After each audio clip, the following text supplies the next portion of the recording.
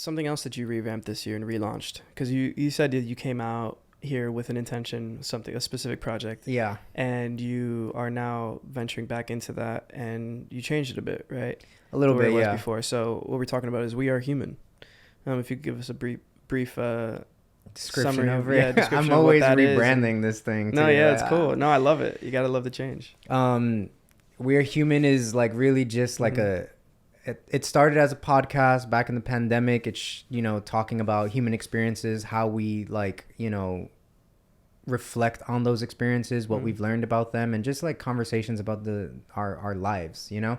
And then I, you know, brought that here. I was very interested in doing it here with like people, New York City stories, you know, and stuff like that. It was very inspired by Humans of New York, but like I often had to like think about how can I separate myself from this. For sure. And so it kind of formed into like, or morphed into like a time capsule project, which that's also something that I'm like fascinated by. Like I'm a very nostalgic person. I love, you know, like I said, I'm that remember when guy.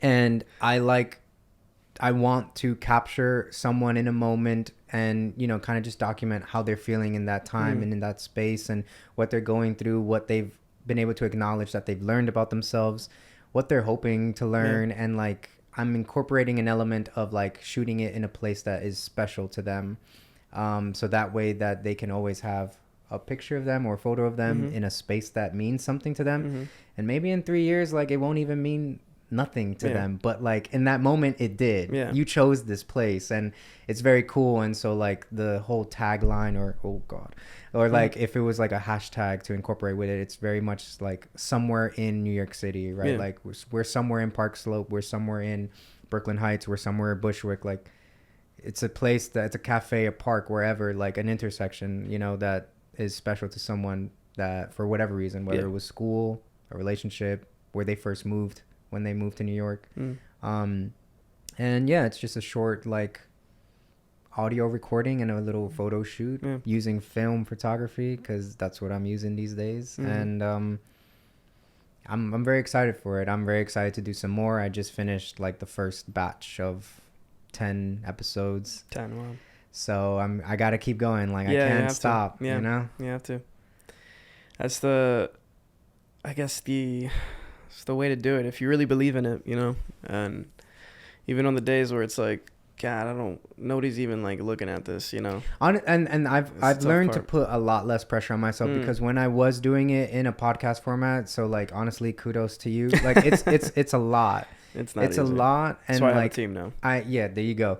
And I was just so overwhelmed and like giving myself a hard time about like numbers and who's actually watching it. And I would share the link with everyone, all my friends, like tune in, or when it would be like a premiere you could do on YouTube, like let's all do a watch party.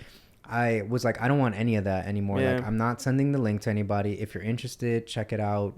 I'm just doing one post per person, and that's it. Like it's very, I don't want to think about it too much, because then I know that I'm not going to have fun. One of the more fun things about this project too is like getting to see spaces that I would never go to. Like, you know, I have passed by like the Flatiron District and stuff before, obviously, but there are like specific spaces now that like I was with someone the other day that I would have never really sat in.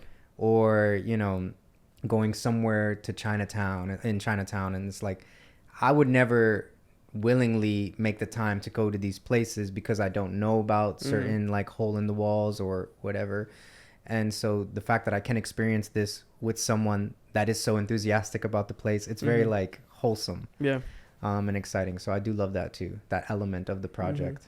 And it's beautiful, and it's important. It's an important part of life, and I'm glad that you got to that point in your content where because you know, it's important to, of course, market and, of course, do it properly to get numbers. And if you want to make it work, you know, if you want to make something work, you kind of have to do a lot of the nitty-gritty stuff that you might not feel good about, or you feel like you shouldn't need to do these things.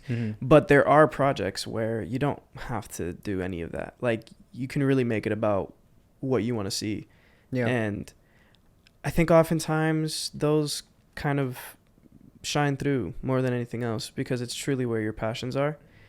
And I think that the right people who need to see it will see it, and they will appreciate it, and it's gonna feel, all the better that you didn't have to tell them to be there.